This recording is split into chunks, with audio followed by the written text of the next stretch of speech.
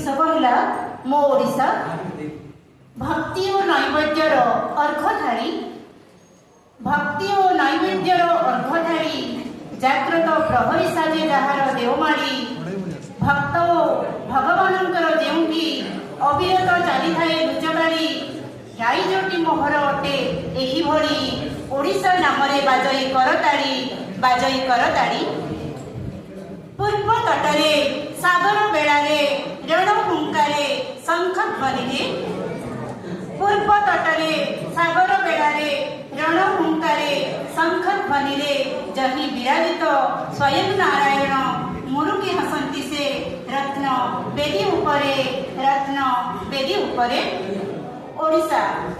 नाटी जेमिति तार भाषा भी ठीक सेमिति मिठा ओडिशा नाटी जेमिति तार भाषा भी ठीक सेमिति मिठा सतचेष्टा सत्वे जेमिति विफलित हुए जेन्हे कटा मनुष्यर अठा भाषाटी मोहर ठीक सेमिति मिठा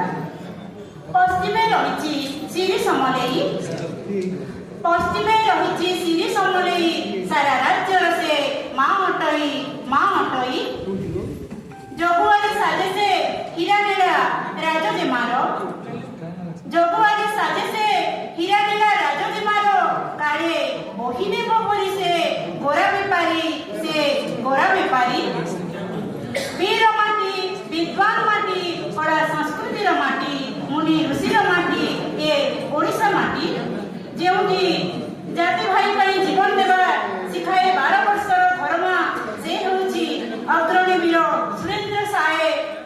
कवि गंगाधर राधानाथ रायर माटी ए ओडिशा माटी बाउंस नड़ीरे दूर दिगांतरे तारा गणिबा हेउची सारा विश्वरे प्रथम गारिमा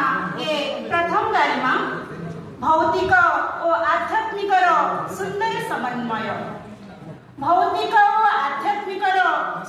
समन्वय जही देखा देउथाए अनुपम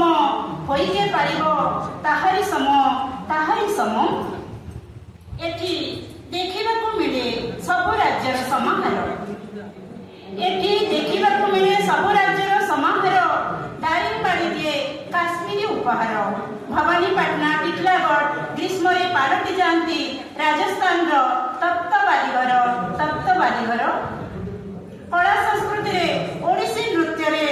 आखिरे सबरी हृदय स्पर्श करिछि कला संस्कृति ओडिसी नृत्य आखिरे सबरी हृदय स्पर्श करिछि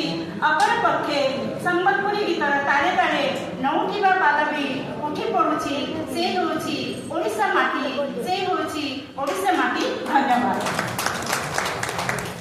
धन्यवाद।